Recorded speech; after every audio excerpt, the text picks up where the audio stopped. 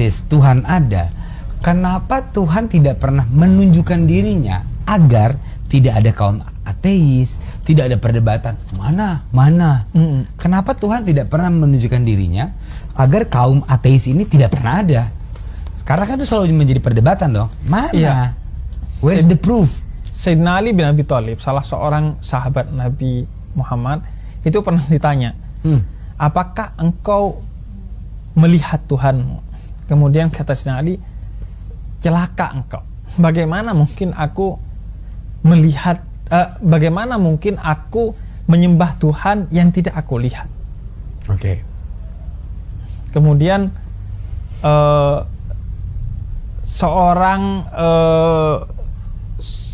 spiritualis Muslim yang kocak, yang menyebarkan nilai-nilai spiritualitasnya dengan kekocakan, namanya Nasruddin Hoja. Oke. Nasruddin Hoja itu pernah bawa senter, tapi kalau dulu perapian gitu, siang hari keliling pasar. Ya. Kemudian orang menegur dia, ngapain lu siang bolong gini bawa senter gitu? Kata dia, iya gue lagi praktekin orang-orang yang bertanya Tuhan di mana. Iya, seperti orang yang bawa senter di siang hari. Tuhan begitu nyata tapi dia masih pakai senter untuk mencari Tuhan. Oke. Sama kayak dengan anomali seorang buta yang berjalan di malam hari dengan bawa perapian. Dan kemudian ditegur oleh si orang yang melihat, yang berpapasan dengan dia. Ya. Lu kan buta, ngapain lu masih pakai senter atau perapian untuk jalan? Ya. Toh emang lu gak ngeliat. Kata dia, bukan karena gua takut nabrak lu, tapi takutnya lu yang nabrak gua. Makanya gua pakai ini. Artinya, kalau Tuhan dibilang tidak dilihat, enggak, Tuhan itu begitu nyata. Oke. Alam semesta ini, diri kita sendiri, ini enggak mungkin. Oke. Hanya orang sesat dalam berpikir yang mengatakan bahwa segala sesuatu ini nggak ada ujungnya. Gue dari bapak lu, bapak gue dari kakek gue dari terus nggak ada ujungnya, itu disebutnya tasalsul. Ya. Sesuatu yang tidak ada ujungnya, dan itu irasional, tidak masuk akal. Kenapa tidak masuk akal? Kalau kita berdebat dengan seorang ateis, pasti masuk akal dong. Karena seateis-ateisnya orang, pasti dia harus hukum akal itu menyebutkan ada akhirnya. Hanya saja mereka berdebat soal apa akhirnya. Ada yang mengatakan, oh ini Big Bang. Oh ini Tuhan yang menciptakan. Kan perbedaannya dua itu. Ya. Ada sesuatu ini by design, atau sesuatu ini yang bersifat ya ada begitu saja gitu. Nah, gua meyakini tidak masuk akal, mustahil sesuatu itu ada dari ketiadaan. By design harusnya. Pasti. Entah itu melalui Big Bang dan lain sebagainya, itu kita berbicara teknisnya. Tapi bahwa segala sesuatu itu diciptakan dari yang ada. Makanya di dalam Al-Quran disebutkan, kemanapun kamu melihat, di sana wajah Tuhan. Maka dalam segala sesuatu ini seharusnya menyebabkan kita semakin berkata subhanallah, maha suci Tuhan kalau dalam Islam. Makanya ketika lu melihat alam semesta, itu dituntut untuk berzikir kepada Tuhan. Berzikir bukan hanya menyebut, tapi menyadari bahwa segala ini mustahil diciptakan tanpa oleh Tuhan. Iya. Sama dengan seorang ateis mendebat seorang teis. Kemudian dia janjian, besok kita ketemu untuk debat, disaksikan masyarakat. Kalau lo kalah, lo jadi ateis. Kalau gua kalah, gua jadi teis. Besoknya jam 3 si orang yang teis ini gak datang. Jam 4 gak datang, si ateis ini bilang, lihat, bertuhan tapi terlambat. Apakah ini bertuhan? Bahkan mungkin gak datang, dia tidak menepati janjinya. 4:30 dia datang. Kemudian kata dia, sorry gue terlambat. Kenapa terlambat? Tadi gue mau nyebrang sungai, kesini gue harus nyebrang sungai, nggak ada perahu. Terus kata si ateis, gimana dong?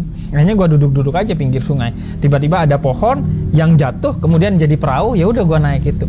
Si ateis ini ketawa, kok mana mungkin ada pohon jatuh begitu saja jadi perahu? Terus dia lebih ketawa kenceng. Kakak, mana mungkin ada alam semesta dengan begitu keteraturan dan keindahannya gak ada yang ciptain. Oh, nice. Jadi ketika lu melihat tidak dengan mata kepala doang, tapi dengan mata hati dan mata pikiran, maka lu akan menemukan Tuhan di sana. Itu yang dimaksud oleh Sayyidina Ali. Saya melihat Tuhan. Okay. Atau sederhananya begini. Kenapa lu tahu bahwa ini warnanya coklat? Okay. Karena ada warna putih, ada warna merah, ada warna ini dan itu. Ya. Karena ada perbandingannya yang menyebabkan lu tahu bahwa ini coklat. Oke. Okay. Atau gue kasih pertanyaan yang lebih sederhana. Orang buta itu melihat warna apa? Tidak melihat apapun. Tapi warna yang dia lihat Hitam. hitam. Ya. Apakah dia tahu warna hitam jika dia dari kecil seorang yang buta? Enggak dong. Enggak. Karena dia gak pernah melihat warna putih. Maka begitu juga Tuhan. Oke. Karena Tuhan itu hanya satu dan laisa kamislihi syai'un, kata Quran, tidak ada sesuatu yang setara dengannya, yang bisa diperbandingkan dengannya. Maka semua ini sebenarnya cahaya Tuhan, tapi lu gak paham karena lu gak pernah melihat perbandingan yang lain dari Tuhan. Lu gak pernah melihat Tuhan yang lain. Karena Tuhan itu Esa, maka lu menganggap semua ini bukan Tuhan, padahal semua ini adalah manifestasi dari Tuhan. Sehingga gua katakan, susahnya menjelaskan Tuhan kepada seseorang yang tidak bertuhan adalah seperti susahnya menjelaskan warna hitam kepada orang buta. Wah, nice. Oke.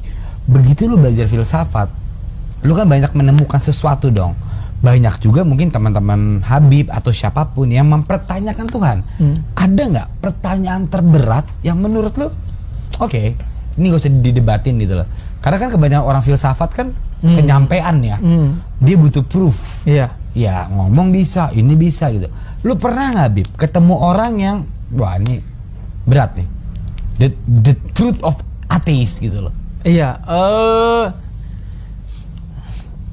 Ya mungkin berat di awal-awal ya, ketika gue belum belajar dan merenungkan pertanyaan-pertanyaan itu, pasti itu akan terasa berat di awal. Ya. Tapi kan keimanan gue mendorong gue untuk mencari jawaban atas hal itu. Oke. Dan ketika gue sekarang, ya gue merasa kemudian ya gak ada sesuatu yang tidak masuk akal dari keimanan gue gitu. Okay. Dan tidak ada sesuatu yang berat. Tapi awalnya semua pertanyaan-pertanyaan itu berat. Oke. Awalnya lo mengalami itu. Mengalami karena itu. Misalnya filsafat kan. Iya. Ya pertanyaan terberat pertama yang gue dapatkan di filsafat itu ketika gue di ospek di S1 filsafat UIN Syarif Hidayatullah Jakarta. Oke. Dia katakan begini, si senior ngehe yang mau sok-sokan. Dia sok-sokan udah. Ada dong, pasti ada dong. Pasti ada. Terus dia mengatakan begini. Apa jaminannya bahwa lo sekarang tidak sedang bermimpi? Orang bermimpi tahu bahwa dirinya bermimpi setelah dia bangun. Oke. Siapa tahu ini satu mimpi panjang yang belum bangun. Nanti ketika bangun, ternyata dari tadi mimpi. Tahu gitu gua ngebir juga kayak Onat gitu. Tahu mimpi. Siapa tahu ini tidur panjang yang lu belum bangun. Ya. Terus semua mahasiswa melongo. Gua udah membaca ini di rumah gua. Oke. Akhirnya gua ngacungin tangan waktu itu. Gua inget banget. Langsung. Karena dia mau sok-sokan, terus kejawab sama gue. Makanya gue inget momen itu. Apa terus, jawaban lo? Kata gue mengutip salah seorang filosof. Ya. Dia katakan begini. Ketika kita ragu, apakah kita ada atau kita sedang bermimpi, maka pasti kita ada secara nyata. Karena ada subjek yang sedang ragu. Jadi keberadaan subjek yang sedang ragu itu adalah jawaban bahwa lo tidak sedang bermimpi. Karena keraguan itu ada perasaan yang eksistensial dalam filsafat. bukti bahwa lu ada gitu. Senior lu counter nggak? Enggak, karena dia ya udah tahu bahwa itu jawabannya mungkin. Akhirnya kata gue, oke, yang lain ada jawaban lain. Oh langsung. Iya. Okay. Kemudian tiba-tiba dia ada pekerjaan mendesak yang menyebabkan dia harus keluar. Pura-pura ada telepon ya?